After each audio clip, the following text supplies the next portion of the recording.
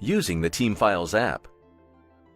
In this series of videos, we'll show you how to use the Team Files app and get things done faster, from the initial setup to advanced configurations. So what's the Team Files app?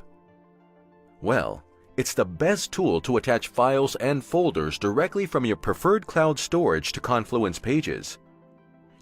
You can type /teamfiles in edit mode to add the macro to your page, and then select files and folders to attach to the page.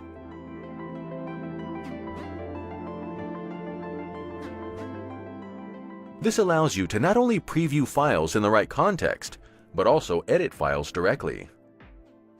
The updates are saved directly to your storage, so there's no need to download and upload multiple versions.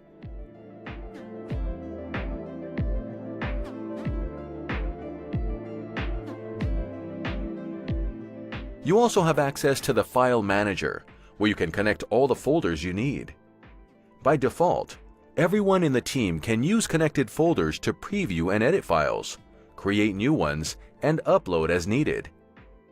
The app supports many popular services, including SharePoint, Google Drive, and Dropbox.